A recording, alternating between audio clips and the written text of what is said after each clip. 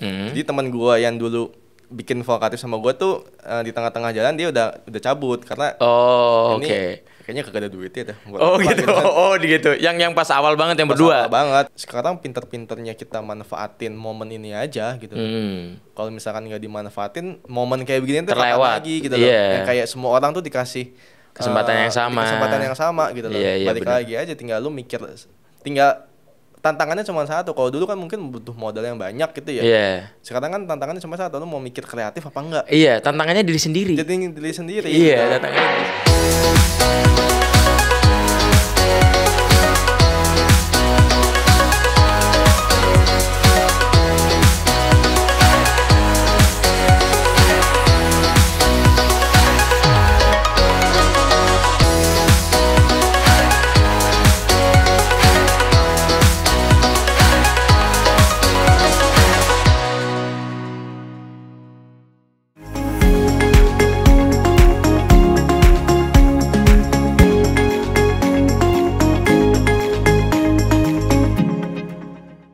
Halo teman-teman talenta muda di seluruh Indonesia, bareng lagi bersama gua Bro Lutfi di Talent Podcast episode ke-19.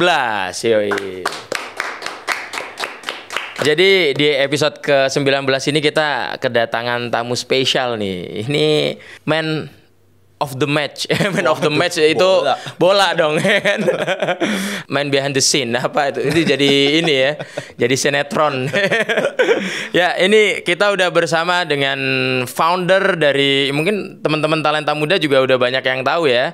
Founder dari Vokatif, Bro Kenneth William. Yoi. Halo beri tepuk tangan. Thank you Bro Kenneth. Thank you banget. Yoi. Diundang ke sini. Thank you banget udah mau datang ke talent podcastnya Talent Hub ya. Ini jatuhnya lebih suhu karena lebih dulu Vokatif ya kan. Talent Hub harus belajar ini dari Vokatif ya. Mungkin teman-teman talenta muda banyak juga yang udah menanti-nanti ya kan, kapan sih kita ngundang Vokatif. Soalnya kemarin sempat ada request juga tuh. Vokatif dong gitu, Vokatif atau Volix pilihannya gitu. Nah, atau Volix gitu kan. Jadi ya udah kita undang foundernya deh gitu. Jadi Bro Kenneth William ini adalah founder Vokatif ya. Jadi kita bisa cari tahu tentang pengalamannya dia ya. Soal bagaimana struggle-nya untuk bikin sebuah brand yang akhirnya oke banget nih hari ini dan banyak diketahui oleh teman-teman talenta muda ya tentunya. Nah, ngomong-ngomong Vokatif nih. Lo bikinnya awalnya bisa diceritain ya dari tahun berapa gitu? Gua tuh awalnya bikin si Vokatif tuh dari Desember 2016 sebenarnya. Desember 2016 sign up pertama tuh. Itu berberapa orang tuh? Apa berdua dulu sama berdua ya? Oke. Berdua habis itu sign up tahun Desember 2016 itu masih belum tahu mau ngapain nih. Kayak ya udahlah, karena kan gue dulu bikin si Vokatif. Jujur gue dulu sebelum bikin Vokatif gue nggak mengkonsumsi media yang kayak apapun, gue nggak mengkonsumsi media apapun lah. Oke. Karena gue kayak nggak mau terdistract ya. Iya, dan juga terlalu banyak informasi kan kadang-kadang. Iya, too much. Kan, kayak tiap menit lah, tiap ada apa langsung ada beritanya gitu yang kayak kadang nggak penting juga buat gue. Iya benar. Jadi gue nggak terlalu banyak konsumsi media-media, khususnya kayak di IG atau yang kayak di media-media yang udah ada gitu kan. Terus tahun dulu tuh gue inget gue tuh lebih banyak ngeliatin media-media yang di luar negeri. I see. Jadi gue tuh sempat kepikiran kayak di Indo kayaknya belum ada nih. Tapi kalau kayak begini gitu kan. Terus abis itu di tahun itu juga gue tuh dulu kan masih kuliah ya. Masih semester 8 atau 7 gitu. Gue tuh karena gue nggak mengkonsumsi media dan gue nggak menonton TV, gue tuh lebih banyak nonton YouTube. Mungkin gue lebih banyak orang taunya tuh orang-orang di YouTube lah daripada TV gitu kan. Dan dulu kan emang tahun 2016-2017 itu kan lagi rising banget ya. Lagi naik banget tuh si para YouTuber itu kan. Ya, itu tahun-tahun permulaan YouTuber itu banyak yang rising lah ya kan. Kayak generasi OG-nya lah. Iya, generasi OG. Kan. Iya. Terus gue ngeliat kayak pemikiran idealismenya ya kayak ini orang-orang yang di YouTube ini kan kayaknya punya potensi juga ya. Benar. Terus gue tonton juga. Dan saat itu tuh media belum ada yang nyentuh ke sana, ke ranah sana. Iya. Tetap nyentuhnya ya udah artis-artis yang emang ada di TV pada Iya, umumnya, dan gitu masih kan. mainstream banget waktu itu. Iya, benar-benar. Terus gue mikir, ya udah karena gue penonton juga dan gue penikmat juga, gue tahu juga. Iya. Ya udah gue bikin media yang kiblatnya kayak media luar. Cuman gue beritanya tuh berita-berita tentang Indonesia. YouTuber itu. Tentang YouTuber dulu nih. Iya, makanya dulu tuh awal-awal Vokatif tuh disebut kayak ini kayaknya media yang punya si Vokatif nih YouTuber dah. Soalnya, gitu. Iya. Soalnya circle mereka doang yang di highlight ya, oke. Terus itu udah tuh 2016 gue bikin, 2017 sampai tahun 2018 tuh sebenarnya Vokatif tuh belum ngasilin apa-apa sebenarnya. Oke. Belum ada bisnis modelnya. Sampai 2018. 18, oke. Berarti itu awalnya sebenarnya karena dari ya kegelisahan lo ini di Indonesia ya kan nggak ada nih, terus ya udah hobi lo untuk mereview para YouTuber, lo menginformasikan pakai stylenya media-media luar negeri gitu ya. Sampai 2018 tuh lumayan lama lo. 2 tahun ya? 1,5 tahun lah ya. 1,5 tahun. Bener-bener cuman ngupload gitu ya. Hari kan kayak konsisten lah. Itu followers pada saat itu berapa nih? Berapa ya? Followers 1 minggu, 1 bulan pertama Vokatif. Wah, 1.000 kali. 1.000 ya? Itu udah masif banget loh 1.000. Tapi masih kecil banget. Iya, kecil banget. Iya, pokoknya sampai tahun 2018 tuh kita baru nyentuh sebenarnya 2000 kayak 50.000 gitu tuh kayaknya 2018 deh. 2018 ya. Oke. Jadi 1,5 tahun tuh belum ada masanya sebenarnya. Dan dulu tuh sebenarnya si Vokatif tuh yang kayak Vokatif itu kan masih dikit banget ya dulu. Iya. Jadi di Indonesia. Jadi mungkin masih kayak sesuatu yang jarang nih. Ini apaan gitu kan. Karena kan kita kan selalu sebutnya kita media alternatif nih, bukan media pada umumnya gitu kan. Iya, bukan mainstream lah. Bukan mainstream, jadinya mungkin dulu pergerakannya juga agak lamban karena orang nih media cuman berita ini juga cuman dikit. Iya. Dan juga warnanya ini ya hitam putih udah gitu aja ya. Iya. Juga kadang-kadang ada yang dinaikin, kadang-kadang ada yang enggak. Iya. Apaan sih bentuk media apaan gitu kan. Iya. Mungkin dulu tuh belum kebentuk lah. Iya, belum kebentuk. Sampai 2018 barulah gue ketemu partner gue yang lain lagi. Jadi teman gue yang dulu bikin Vokatif sama gue tuh di tengah-tengah jalan dia udah cabut karena kayaknya kagak ada duitnya dah. Gitu. Gitu. Yang pas awal banget yang berdua. Awal banget. Dan dia kerja di suatu tempat kan. Jadi dia udah gak kepegang lah buat bantu-bantuin gue doang kan, kayak konten atau apa gitu. Jadi lo building the new team sih. Iya, cuman dulu masih belum ada duit ya kan. Iya. Makanya gue ngobrol sama satu orang yang sekarang jadi partner gue. Itu pelan-pelan tuh, baru kebentuk tuh. Gitu. 2018 nih posisinya. 2018 baru kebentuk tuh. Ternyata media gameplaynya tuh kayak begini. Iya. Terus pelan-pelan, terus kayak misalkan let's say 2018 tuh kita masih cuma bertiga. Bertiga ya, 2018 tuh yang kayak udah benar sendirian semuanya, ketok pintu satu-satu, kenalin lah Vokatif. Desain juga sendiri tuh, bertiga itu ya. Sendiri kita juga nyari konten, kita juga yang jualan, kita juga. Iya, pas waktu itu ads apa segala macem gitu juga ini ya, berarti nyari sendiri juga ya. Sendiri, dan dulu tuh masih lumayan susah buat dapetin ads. Karena itu si Vokatif kan gue treatmentnya itu kan bukan kayak media ya. Iya. Dimana kalau misalkan let's say kalau ada ads di kita tuh nggak boleh ada yang hard sell. Jadi ini harus dibikin gimana dulu deh gitu supaya soft lah gitu. Dan dulu tuh treatment kayak begitu tuh masih belum diterima sebenarnya.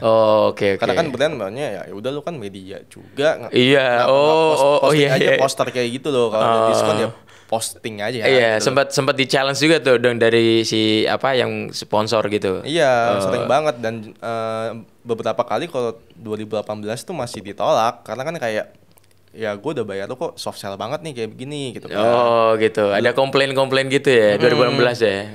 Cuman makin lama makin kesini dan player-playernya juga makin banyak kan, maksudnya kayak ada beberapa yang kayak gayanya juga sama gitu kan. Jadinya satu sisi kompetitor dong jatuhnya.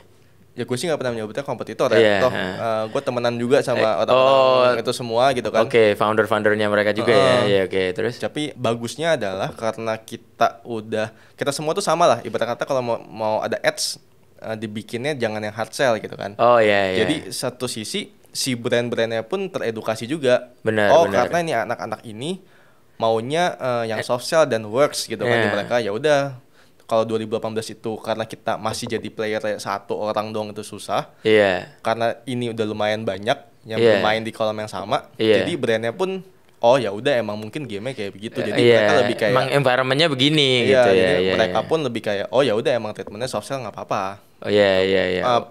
Plus poinnya di situ lah. Oke. Itu 2018 nih. 2018. 2019 growth-nya seperti apa tuh? 2019 itu kita setahu gue baru gope baru 500.000. 500.000. Itu lumayan banyak sih ya.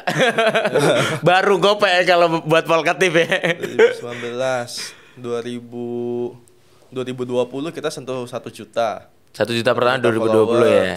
2021 2 juta di akhir tahun setahu gue. 2 juta 2021. Sekarang 2022 6 bulan setelah 2 juta 3 juta. 3 juta. Oh itu udah berarti growth-nya udah cepet banget ya. Iya, itu lumayan cepet tuh. 6 bulan 1 juta itu. Iya, 6 bulan 1 juta. Aduh gila itu. Keren banget sih itu. Nah, sekarang posisi 2019 tuh dinamikanya kayak gimana? 2018 kan masih bertiga tuh. Akhirnya kemudian setelah bertiga rekrutmen berikutnya tuh di 2019. Seingat gue kita berlima deh. Berlima ya, udah mulai ada divisi sih kayak ini. Ya udah ada kayak anak konten, anak yang misalkan let's say kalau ada brand dia yang mikirin lah kayak gimana angle-nya yang bagus kayak gimana, itu udah mulai kebentuk tuh. Tapi perkembangannya lebih enak sih kalau 2019 karena kan itu yang tadi udah ada temennya juga nih yang medianya lumayan sama gitu kan, jadinya udah mulai kebentuk juga behaviornya jadi udah nggak sesusah yang tahun 2018. 2018 kan kita kayaknya fight banget gitu kayak enggak nih ini bagusnya tuh yang kayak begini, treatmentnya tuh harus yang kayak gini. 2019 tuh udah mulai teredukasi tuh, udah kayak oh ya udah emang begini gitu. Jadi dari kitanya juga lebih gampang gitu loh. Lebih, oh ya udah nih kita angle-nya udah ketahuan lah. Cara mainnya begini. Oke. 2020 typically sama. 2020 typically sama. 2020 tuh tapi pas pandemi ya. Pas pandemi. Nah, itu ada gimana tuh, justru bagus apa gimana? Pas pandemi tingkat malah lebih bagus. Malah lebih bagus ya. Emang tipikal bisnis kali ya. Kalau online itu dia akan jauh lebih bagus karena pandemi ya. Ya termasuk salah satunya media lah ya. Media, terus kemudian mungkin yang barang-barangnya ada di marketplace gitu ya.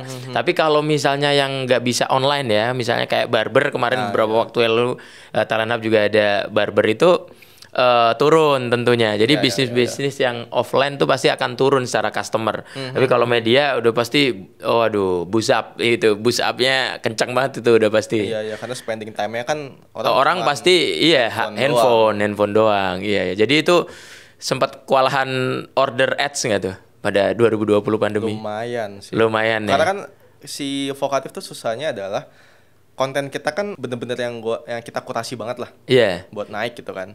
Sedangkan kadang-kadang kita tuh let's say hari itu nggak ada apa-apa gitu. Ads tuh banyak gitu berkata kayak misalnya 1 atau 2. Itu kan kita mesti banting sama konten yang emang lagi bagus kan. Nah itu susahnya adalah menyamakan antara konten yang available sama ads-nya. Itu kadang-kadang emang masih struggle di kita. Itu harus mikir banget sih, itu mikir banget sih itu. Karena kalau kebanyakan iklan tapi nggak ada kontennya, hancur juga nih. IG-nya ibarat kata lu iklan mulu nggak ada kontennya. Cuma satu sisi ya emang nggak ada apa-apa gitu kan.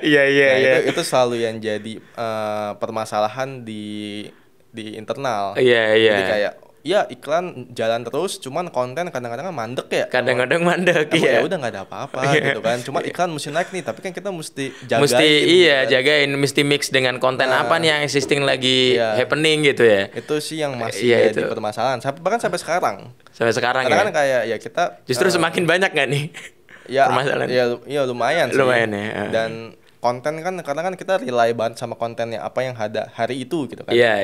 Kita kan bukan tipikal konten yang bisa dibikin seminggu lalu kita banking habis itu kita posting. Tapi kita mesti yang tiap bener-bener hari up to date ya. Bener-bener ngeliatin Nah, itu masih menjadi kayak loophole di situ kayak ini kalau nggak ada konten nih tapi ads-nya jalan jalan, kan, waduh gimana nih, ini timelinenya pasti akan terpending terus nih iklan gitu ya. Nah, emang tantangannya tuh di anak kontennya. Iya, waduh. Nyari apa yang lagi bagus gitu kan. Harus moodnya harus dapat banget tuh anak kontennya. Iya. Kayak ini konten apa nih yang lolos buat di posting gitu kan. Iya. Kreativitinya rasionya harus 95% itu di otaknya. Iya mesti tiap hari nge-scrolling sampai wah. Cuman akhirnya menghadapi itu artinya lu decision yang lu lakukan tuh apa? Misalnya kayak lu menambah anak konten apa gimana tuh? Gue lebih menurunkan ego sih. Oke, gimana tuh? Berarti kalau misalkan dulu gitu ya, gue picky banget gitu kayak misalkan ya udah, ini kalau hari ini nggak ada, udah nggak usah posting nggak apa-apa gitu.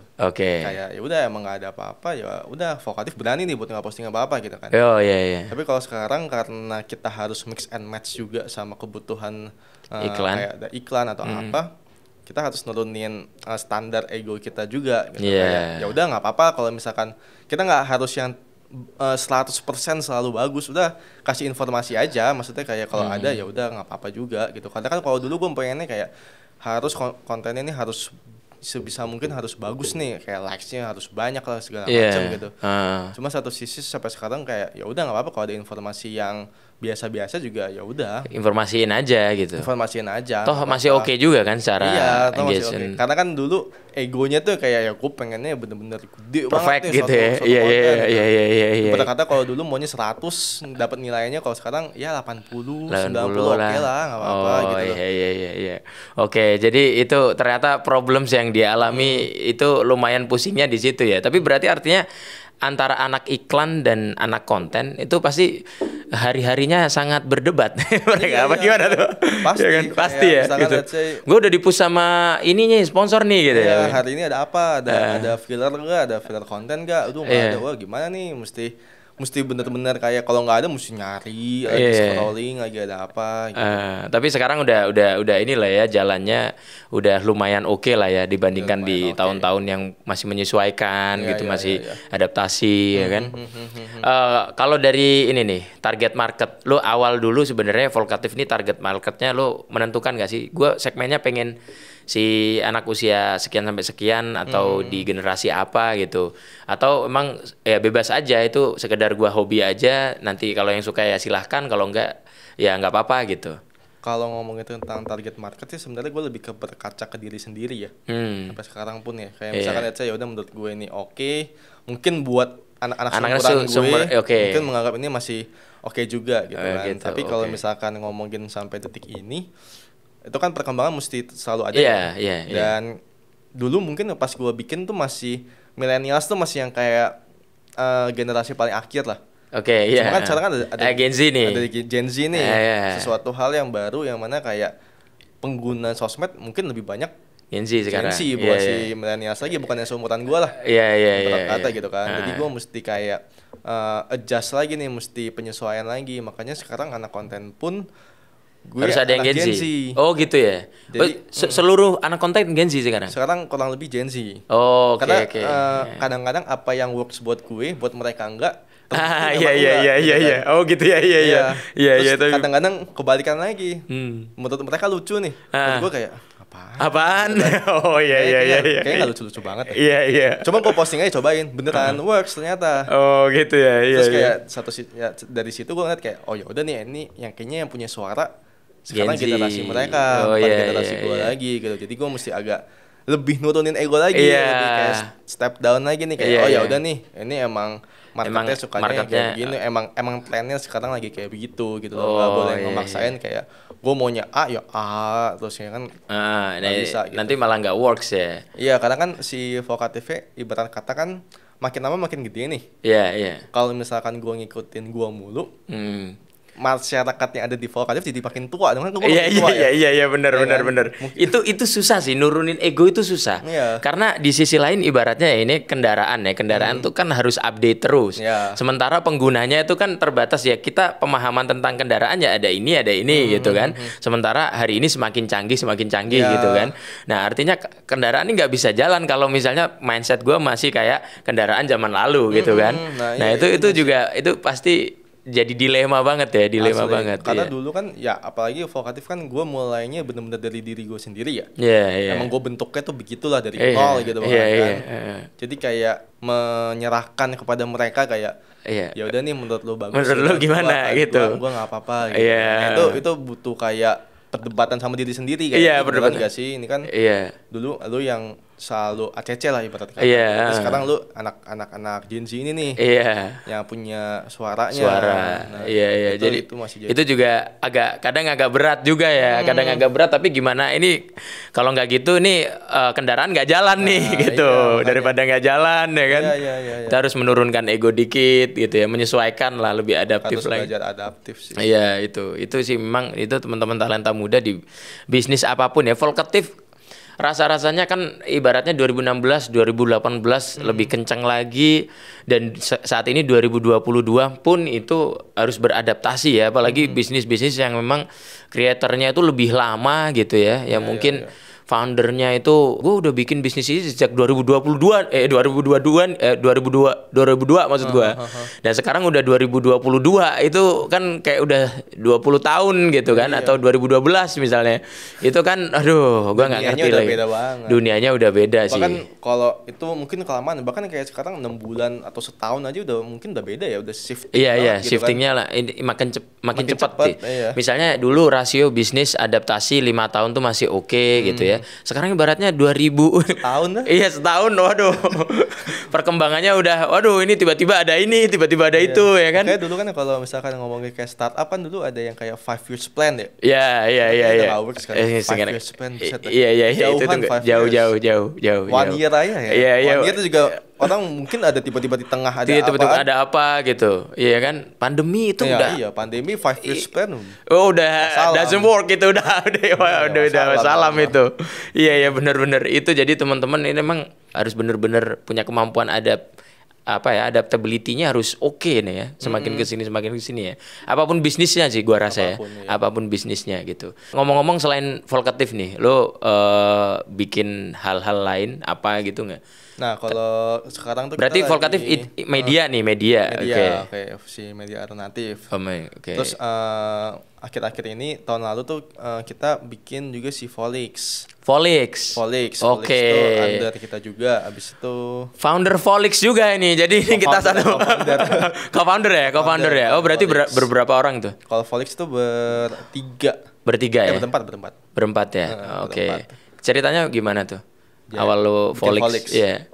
Itu lebih ke kita pengen aja sih kayak misalnya udah kayak air putih lah. Oke. Kalau air putih kan ada air putih yang premium, ada air putih yang bisa dinikmatin sama semua orang juga ya. Oh, gitu. Berarti ini ada pelebaran segmen dong jatuhnya. Kita pengennya yaudah, lo kalau mau yang kayak gini vokatif, kalau mau yang lebih mass lagi Volix. Oh, gitu ya. Tapi sebenarnya sama-sama aja. Sama-sama aja gitu. Tapi gue lihat Volix lebih sering konten-kontennya podcast ya. Apa emang sengaja seperti itu apa gimana? Awal mulanya emang dia kalau kita kan kalau mau bikin apa-apa mesti ada pembedanya ya. Walaupun sih. Gameplaynya mirip sama vokatif nih, cuman pembedanya apa? Ya udah dulu kita bikinnya mikirnya ya udah pembedanya kalian bikin podcastnya dulu aja nih, nggak apa-apa. Jadi orang tuh kenalnya ya udah Volix as punya podcast. Oh iya. Vokatif ya media gitu kan. Oke. Informasi ada ya. Pembedanya lah di antara dua ini, nggak cuma benar-benar plek-ketiplek sama kayak vokatif gitu. Iya. Setidaknya ada added value-nya lah. Udah kita bikin sih podcastnya si Volix. Itu challenge-nya pasti beda dong dengan awal-awal vokatif.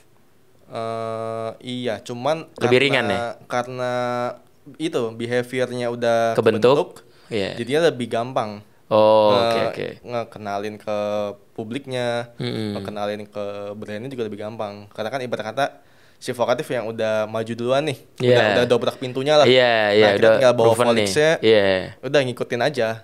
Oke. Jadi lebih growing-nya lebih cepat Volix. Oh iya. Daripada vokatif. Volix kan baru 1,5 tahun. Baru sekarang udah berapa tuh secara ini engagement atau followers lah? Followersnya 440.000 setahu gua. Oh, 440.000. Itu 1 tahun tuh, 1 tahun setengah kan. Wah, itu vokatif kan berapa tuh? Vokatif kan tadi gopeknya 2 tahun. 2 tahun, iya. Emang beda sih ya, beda. Jadi emang semakin kesini semakin gampang karena udah udah kebentuk jalannya udah ada yang ngaspal lah. Kalau dulu kan kita masih nyangkul, kayak susah-susah. Iya benar. Udah nih kita bikin si Volix, udah ibarat kata udah dikenal juga kan si Volix. Tahun ini tuh gue bikin beberapa IP lagi, beberapa account lagi lah. Apa aja tuh? Ada Growth Hacker, itu tuh lebih ke educational content. Oke, educational content. Kedua itu The Inside Scoop. The Inside Scoop itu lebih Gen Z, ini baru yang ke Gen Z banget gitu. Oh, gitu. Karena kalau vokatif kayaknya gue bilangnya ini millennials deh. Millennials ya? Iya, kayak ibarat kata kalau misalkan ngomongin target market di vokatif itu tuh anak yang udah mau lulus kuliah, tapi udah mau kerja. Oke. Gitu. Tapi kalau si Inside the Scoop, gue targetinnya anak-anak SMA yang mau masuk kuliah. Oh iya, target pasarnya di situ ya. Lebih muda lagi. Iya lebih muda lagi. Kayak gue pengennya nantinya ke depannya ngehajar semua market nih. Iya. Misalnya sih SMA ke kuliah lu follow-nya Inside the Scoop, lu udah mau kerja follow-nya vokatif. Oh iya. Semua umur tuh dapat. Gitu. Oh, I see. Iya. Oh, keren juga ya. Jadi emang di setiap fase umur itu ya kan, itu topiknya beda-beda ya kan. Dan emang apa ya, perspektifnya pasti beda-beda juga beda gitu. Banget. Ya. Buat orang ngedecide gua nge-like ini atau nggak nge-like ini itu di setiap umur juga beda ya. Iya makanya gitu. Gue tuh kalau bikin IP gitu gue selalu punya PIC-nya masing-masing. Oh gitu, beda ya. Kayak misalkan vokatif, yaudah PIC-nya gue. Oke. Tapi kalau si Inside the Scoop ya emang anak Gen Z-nya ini PIC-nya gue nggak boleh. Gue palingan kasih saran doang. Cuman diterima atau enggaknya terserah gitu. Terserah lo nih. Kan marketnya seumuran lo. Iya, yang sehari-hari nongkrong ngopi misalnya kan lo juga yang ini gitu ya. Karena wah kalau gue lihat ya kayak si Gen Z yang anak kita yang pegang Inside the Scoop sama vokatif tuh kayak gue ngeliat jauh banget gitu. Gue ngeliat padahal ini rentang umurnya sebenarnya juga cuma beda berapa tahun ya, beda berapa tahun. 3 tahun. Cuman kayak gue ngeliat nih anak-anak ngapain pakai filter sih kayak. Iya. Ngapain pakai filter sih. Iya. Cuman di market mereka keterima itu. Iya. Di gue kan kayak apaan sih? Iya. Ya mungkin gue ketuaan juga ya. Lama-lama tentang umur tua tuh, umur 26 juga udah tua. Udah tua, iya lama-lama karena cycling ini perkembangannya cepet banget gitu. Iya, wah itu sih teman-teman. Sekarang kita udah mulai ada grup-grup ya ternyata ya. Jadi ada grup millennials generasi kesekian mungkin ya. Millennials perbatasan Gen Z gimana tuh ya kan. Terus Gen Z ya kan itu udah beda banget sih. Narasi-narasinya, perspektifnya apalagi ya kan. Itu udah beda banget sih. Kadang hal-hal yang nggak masuk ya, soal misalnya kalau boomers ya memahami, gue bilangnya boomers atau Gen X lah ya, memahami SCBD misalnya. SCBD 2.0 tadi 2.0 kan? 1.0 bukan 1.0 ya kan. Ini kan udah beda banget. Tapi akhirnya kemudian kita memang harus mengerti bahwasanya itu sah-sah aja dilakukan dan memang itu oke gitu ya. Dan memang itu ya hari ini marketnya lagi ke sana gitu kan. Dan ternyata banyak juga hal-hal yang dibawa sih. Misalnya kayak ya udah mungkin ada satu idealisme yang juga mereka punya yang kita nggak tahu gitu. Kadang mungkin menurut kita kayak wah ini apaan nih gitu. Ini nggak ada fundamental yang oke nih gitu. Tapi lama-kelamaan juga mereka menemukan ritme gitu kan. Ternyata kita akhirnya memahami ternyata mereka ada satu hal yang ingin disampaikan loh gitu. Iya kan? Iya.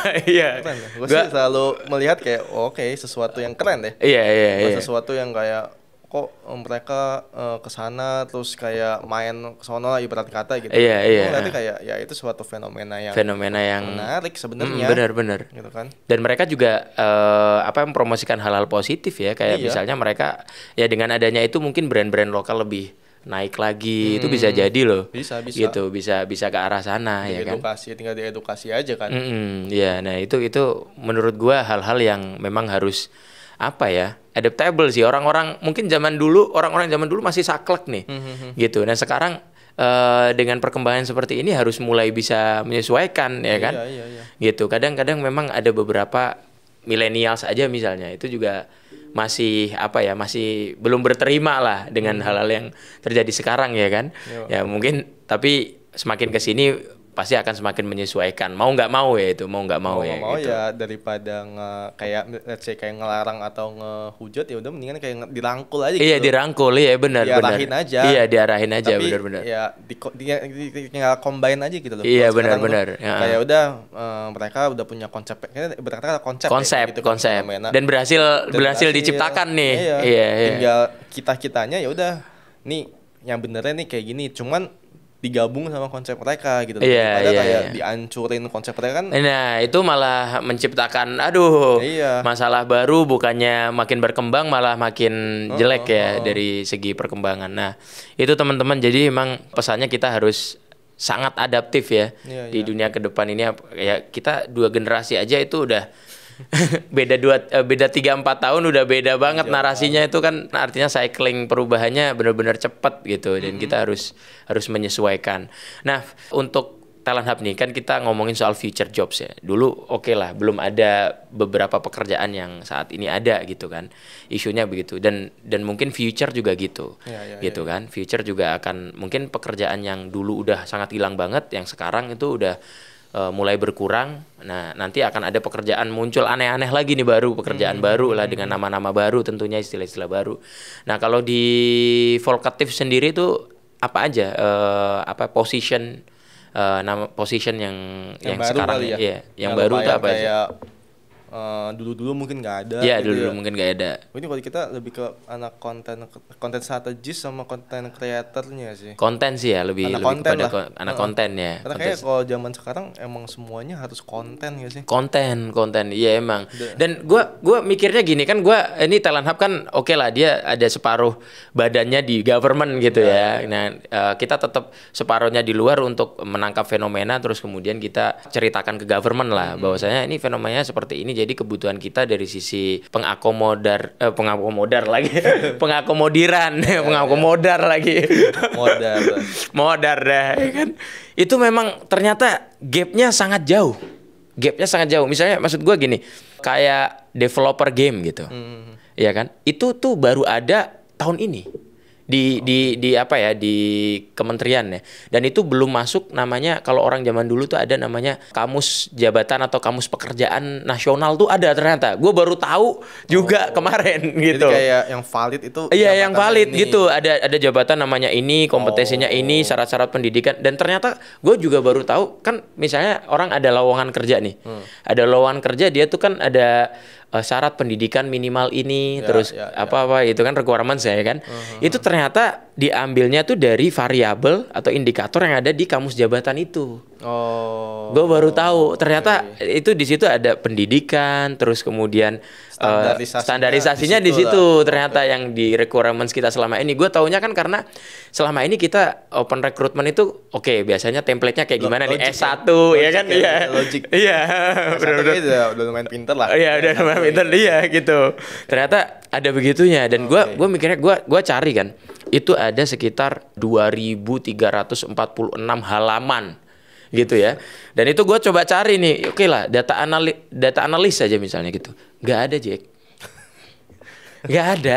Jadi itu maksud gue kayak, ini aja data analis ibaratnya. Lah, web developer lah, katakanlah gitu. Belum ada. Jadi itu ternyata prosesnya itu dia harus ada standarisasi dulu. Standarisasi nasional namanya SKKNI, standar kompetensi nasional.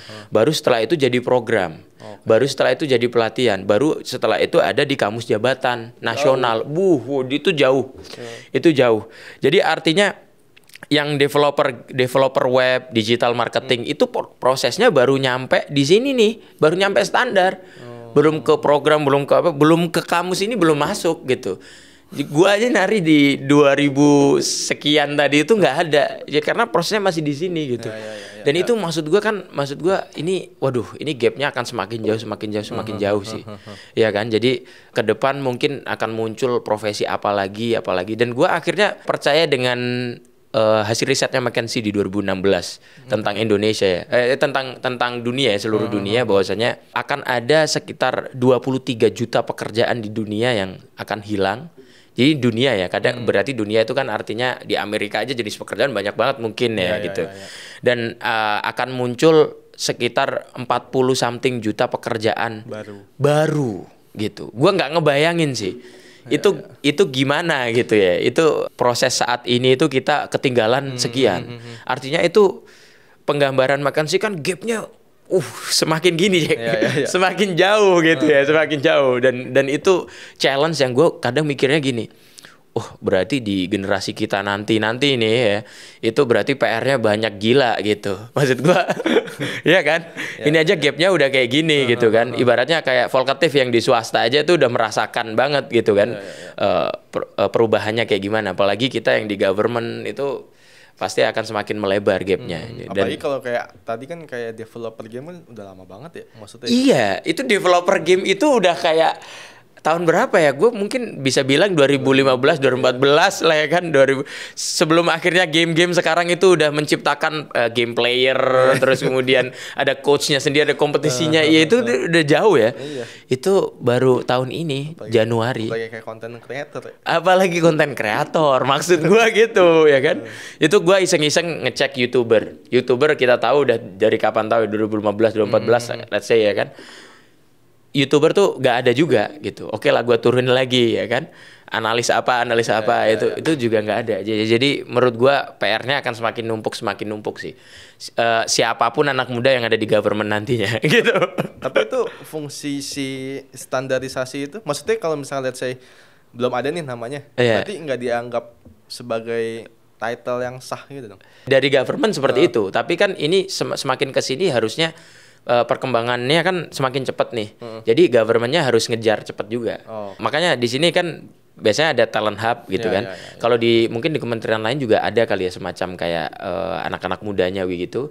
Itu tujuannya untuk mempercepat adaptasi gitu. Biasanya di kementerian-kementerian itu. Jadi kita mengusulkan dan program-programnya akan baru gitu. Cuman tidak akan 100% diakomodir juga usulan kita gitu. Jadi kayak paling ya 25-30% gitu. Ya oke lah apa pekerjaan barunya nih. Ini ada ini. Oh ya udah nanti kita akomodir ini dulu ya. 5 pekerjaan baru dulu ya gitu. Paling gitu. Jadi tapi ya semakin kesini semakin bisa menerima lah. Mau nggak mau harus menurunkan ego juga kan gitu.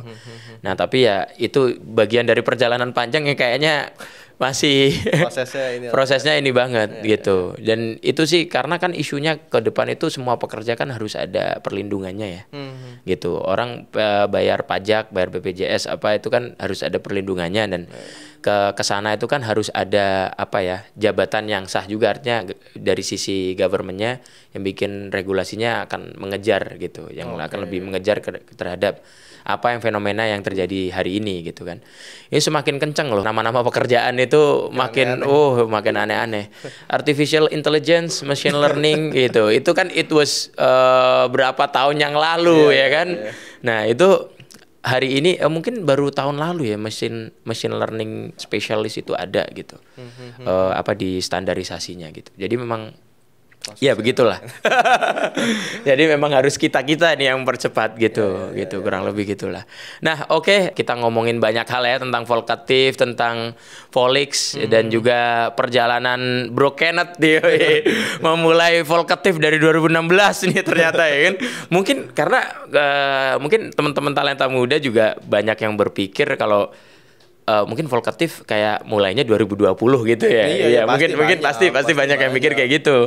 Itu tapi ternyata konsistensinya sejak 2016 nih, kita beri tepuk tangan dulu. Gokil. Gua tadi paling mentok-mentoknya 2019 lah gua pikir Kenneth bikin Volkatif gitu kan. Gua berpikir sebelum podcast ya kan. Ternyata pas waktu podcast 2016 dia gitu. Itu lama banget itu sampai satu titik tuh ya. Iya. Karena emang dari awal sudah berapa tahun gitu. Gua tuh ngeliat medsos tuh kayak kebal gitu kayak. Udah kayak buset. Udah kayak kalau orang kan ngelihat sosmed itu kan buat sebagai abis capek kerja, daily activity, gitu kan, buat refresh lah, buat refreshing kan. Gue tuh satu titik kayak gue mau refresh ngeliat medsos, gue mikir gitu loh, kayak ini bagus gak ya, ini bagus gak ya, ini bagus gak ya. Jadi nggak ada kayak refreshingnya orang gitu loh. Justru lo reset nih, justru lo otaknya jadi jalan. Jadi satu sisi kayak kalau misalkan kayak begini-gini tuh nggak enaknya gitu sebenarnya. Iya. Karena kan kayak ya udah lu masih mending lah, enak kalau habis capek kerja lihat sosmed happy gitu happy kan. gitu. Iya, iya. Kalau kita dipaksa happy pun nggak bisa karena otak kita udah kebiasa buat udah mikir. Oh iya iya, iya. Udah Kayak, terbiasa untuk mikir ketika lihat sosmed ya. Iya iya. Oke apa enggak ini apa gitu kan. Jadinya nggak enaknya itu sih. Oh gitu ya. Jadi kalau anak konten. Iya iya. Jadi berarti benar-benar justru mikir nih ya. Oh, ini kurangnya apa ya? Ini lebihnya apa ya gitu ya. Iya iya iya. Jadi pelariannya tuh udah bingung mau kemana. Iya, mau kemana nih? Healingnya apa nih kan? Bingung gitu. Iya iya iya. Mau kemana? Iya iya, benar-benar. Wah, itu iya sih. Itu mungkin anak-anak media atau anak-anak konten yang lain juga mengalami hal itu, mungkin seperti Kenneth suatu hari nanti ya kan. Sampai anjing udah resisten banget nih gue sama medsos nih ya kan, nggak bisa menikmati. Udah enak banget sama medsos gitu kan. Nah itu cara menanganinya berarti gimana tuh lo? Biasanya jalan kemana apa? Ya lo libur konten dulu nggak bisa ya? Nggak bisa masalahnya. Nggak bisa ya. Emang itu udah kewajiban sih ya. Kewajiban jadinya ya udah harus regenerasi itu makanya. Iya iya iya. Satu sisi kalau gue udah enak banget dia kan ada anak konten nih. Iya iya. Karena dia kan masih baru jadinya masih lumayan kayak fresh lah otaknya gitu. Ntar mungkin kalau misalkan dia udah mumet juga, mungkin regenerasi lagi, baru lagi. Iya iya iya. Ya itu sih, itu emang mungkin satu hal yang membosankan ya bagi Bro Kenneth ya. Karena tiap hari sama diri sendiri. Iya. Kan? Untuk nggak bosan gimana caranya? Gitu ya. Waduh. Itu hanya Bro Kenneth dan dirinya sendiri yang bisa menceritakan ya kan. Iya, begitu tiap hari kan. Iya, tiap hari. Ada apa. Jadi lo harus mantengin juga terus ya informasi apa gitu. Karena kalau lo mau ngomentarin anak konten kerja juga pasti lo harus tahu dulu kan apa yang dia ini kan propose gitu ya. Mau ngomelin tapi emang lagi nggak ada apa-apa gimana? Iya benar. Bingung juga. Kok nggak ada apa-apa ya? Nggak ada apa-apa. Emang nggak ada apa-apa. Masa gue harus maling nih buat jadi biar ada apa-apa? Iya kan nggak mungkin juga. Iya benar. Susahnya itu. Iya susahnya itu. Iya benar. Satu sisi kalau mau ngomelin nggak ada konten juga bingung. Iya. Ngomelinnya gimana? Iya. Oh nggak ada konten. Nggak ada apa-apa. Emang ada apa nih? Oh iya ada apa ya? Bingung sendiri ya kan. Ya itu teman-teman talenta muda ya. Lo ada pesan nggak dari lo ke teman-teman Talent Hub gitu ya, teman-teman talenta muda untuk apapun yang akan mereka lakukan di bisnis lah gitu. Mungkin pesan-pesan bagi ya teman-teman untuk bisnis media tuh begini, jadi lo apa aja yang harus lo persiapkan, mental apa gitu dan seterusnya gitu. Mungkin selain adaptif lebih ini kali ya. Ini kan karena kan kayak era sosmed, di Instagram, TikTok, itu kan gue ngelihatnya kayak semua orang tuh dikasih garis start yang sama lah. Iya. Jadi kayak lo misalkan ada di daerah A, daerah B yang dimanapun itu kayaknya itu ya sama aja gitu. Jadi kayak balik lagi kayak lo mau apa enggak buat mulainya gitu kan. Karena kayak TikTok gitu ibarat kata. Atau kan dia algoritmanya kan dia masih yang kayak memberikan space buat kreator baru buat dijadiin FYP lah. Iya. Makanya semenjak ada TikTok kan orang-orangnya baru tuh. Kayak misalkan ini siapa gitu kan. Baru banget nih semuanya.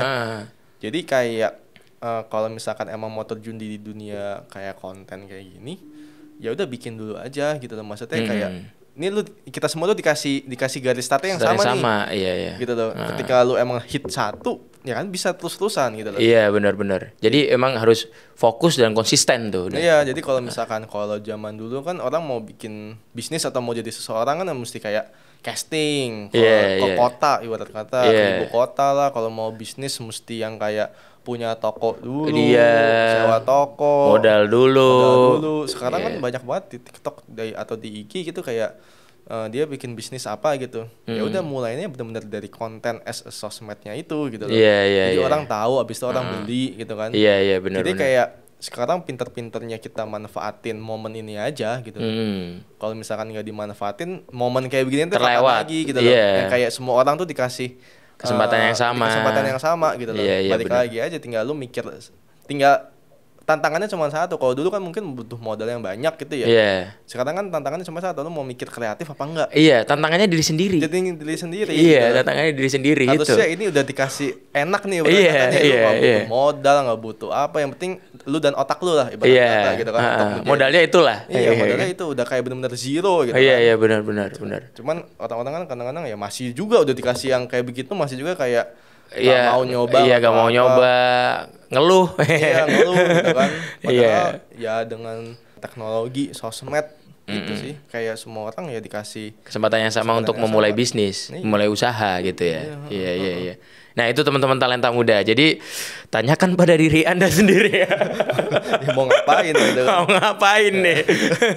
Ya kan? Pertanyaannya ada di situ ya kan. Jadi kalau misalnya kita nggak fokus, nggak konsisten, ya kita tentunya nggak berhasil ya kan. Nah, tapi sekarang tuh udah bukan lagi sebuah quotes ya. Ini udah menjadi realita bahwasanya semua orang tuh memiliki kesempatan yang sama untuk dia mulai dari mana aja gitu ya. Tinggal bisa kita gunain gadget kita dengan baik aja dengan daripada baik, nyinyir. Iya. Nggak ada gunanya ya. Iya.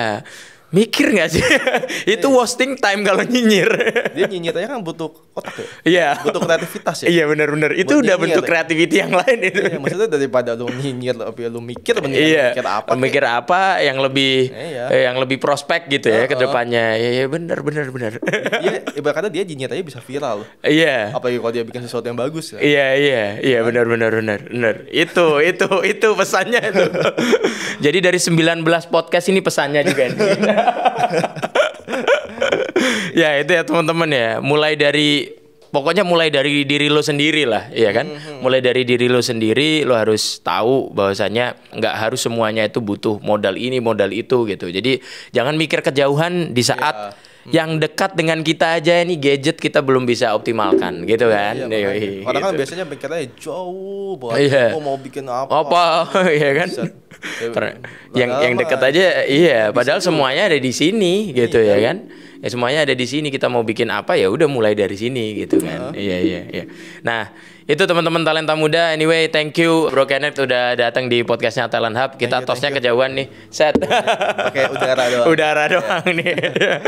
Ya, itu teman-teman talenta muda, dan jangan lupa untuk saksikan podcast kita di YouTube channelnya Talent Hub di Talent Hub ID, dan juga follow Instagramnya Talent Hub di talenthub.ind, dan tentunya Instagramnya Volkatif yang udah banyak orang tahu di @Volkatif tentunya. Ya itu ya. Itu baru kali ini gue nge-mention Instagramnya guest, tapi guanya insecure nih. Ya, nah itulah ya teman-teman, pesan-pesannya dari Bro Kenneth tadi banyak banget, mulai dari diri lo sendiri, dan memang perjalanan untuk mulai sesuatu itu harus butuh konsistensi ya. Bro Kenneth sendiri mulai Volkatif dari 2016 gitu ya. Mungkin kita belum tahu apa-apa saat itu. Kenneth udah bener-bener struggle dari saat itu sampai juga ganti tim dan seterusnya. Itu perjalanan panjang ya, sampai akhirnya hari ini, dan mungkin hari ini lebih mudah ya untuk bikin sesuatu karena patternnya udah oke gitu. Dan itu menurut gue sih ya everyday learning juga ya itu, mulai dari 2016 sampai hari ini. Dan juga teman-teman tetap ngelihat pesan terbaiknya Bro Kenneth tadi itu ada diri lu sendiri. Masalah diciptakan dari lu ya kan, dan kreativitas diciptakan dari diri lu sendiri juga gitu ya. Nah itu oke, teman-teman talenta muda, kita jumpa lagi di podcast berikutnya, dan thank you banget Bro Kenneth udah datang di podcastnya Talent Hub gitu. Sampai jumpa di lain kesempatan. Terima kasih dan salam talenta muda. Yoi.